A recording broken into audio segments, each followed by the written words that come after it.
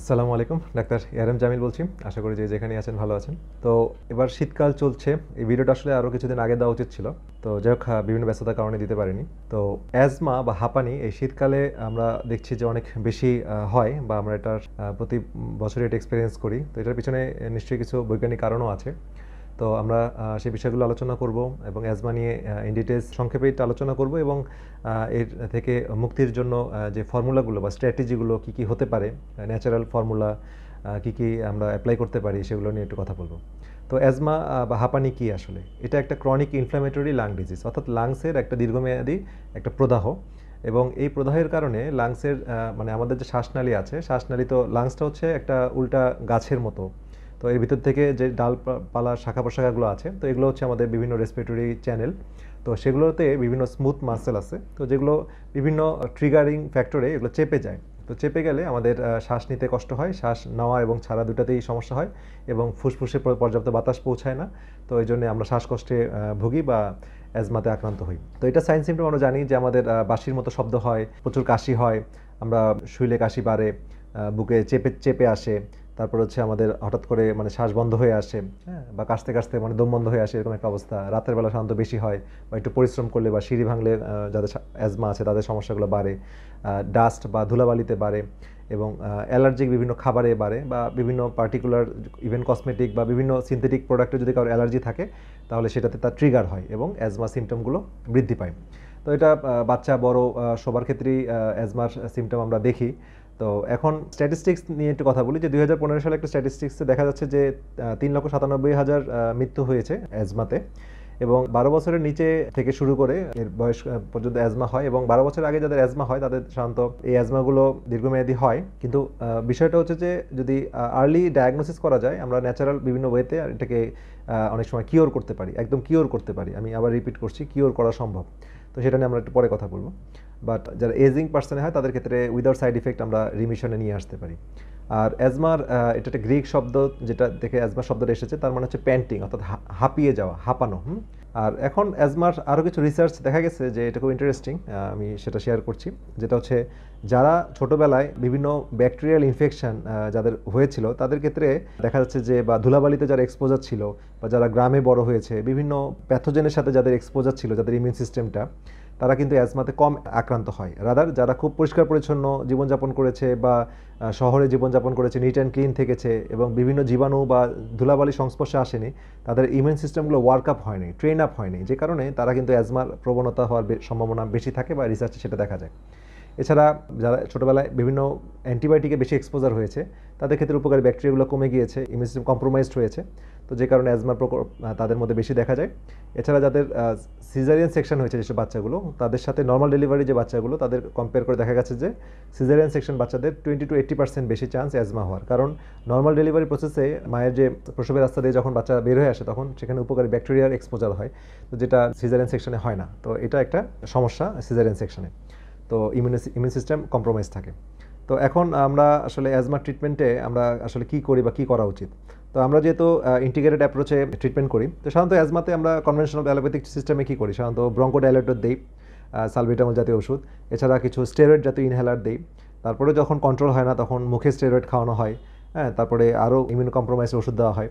তো এগুলো দিয়ে আসলে ম্যানেজ করে রাখা হয়, বাট এটা কিওর কখনই হয় না, এবং সাধারণত কনভেনশনাল ডাক্তারও আমরা বলি যে অনেক সময় কিওর সম্ভব না, এটা ম্যানেজ করে রাখতে হবে, মাঝে মাঝে ট্রিগার হবে। কারণ আসলে প্রবলেমটা রুটে আমরা যেতে পারি না। তো প্রবলেমের রুটে যেতে গেলে দেখা যাবে যে এখানে যে আমরা যে স্টেরয়েড জাতীয় ওষুধ দিচ্ছি, সেটা কিন্তু আসলে সিনথেটিক স্টেরয়েড।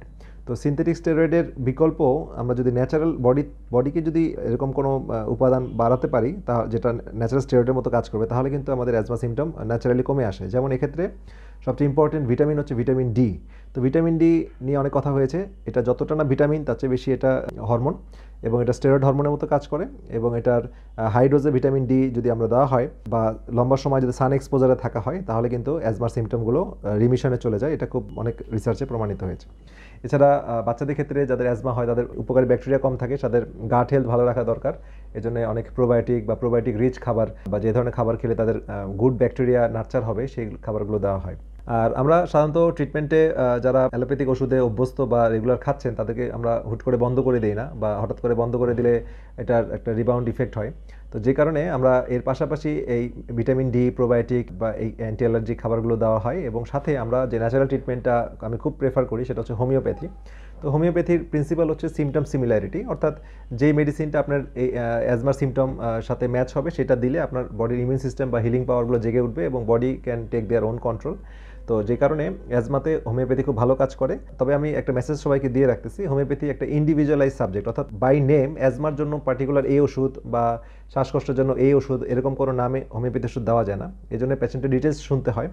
এক একজনের অ্যাজমা ট্রিগারিং ফ্যাক্টর এক একটা, হয়তো কারো ডাস্ট অ্যালার্জি, অথবা হতে পারে যে কারোর ইমোশনাল কোনো বিষয়ে ট্রিগার করতেছে, মানে মানসিক দুশ্চিন্তা, টেনশন, পেরেশানি হওয়ার পরে অ্যাজমা হচ্ছে, অথবা কারোর হয়তো দীর্ঘমেয়াদী স্টেরয়েড জাতীয় ওষুধ নেওয়ার পরে বা অন্য কোনো ইমিউনো কম্প্রোমাইজ সিচুয়েশনের পরে অ্যাজমা হয়েছে। ঠিক আছে, তো বিভিন্ন কারণে অ্যাজমা হতে পারে, বা গাটের তাদের যদি পেটের হজম শক্তি ডিস্টার্বের কারণে ওখান থেকে ইমিউন সিস্টেম কম্প্রোমাইজ হয়েছে সেটা হতে পারে।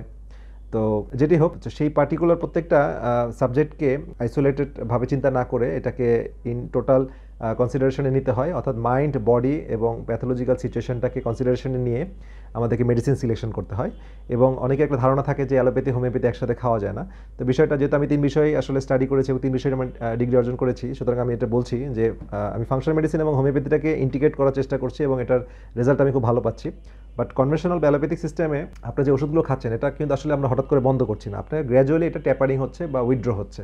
এবং এটা যখন হোমিওপ্যাথি কন্ট্রোল নিয়ে নিবে, বা এই যে আমাদের যে গ্যাপগুলো, ভিটামিন ডি দেওয়া বা আমাদের প্রোবায়োটিক যুক্ত খাবার খাওয়া বা লাইফস্টাইল মডিফিকেশন করা, ইনসুলিন রেজিস্ট্যান্স থাকলে সেখান থেকে বের করে আনা, যখন আমরা সেই বিষয়গুলো যখন অ্যাড্রেস করতে পারি, সাথে যখন হোমিওপ্যাথিক ওষুধটা দিতে পারি, তখন আমাদের সাকসেস রেট অনেক বেশি।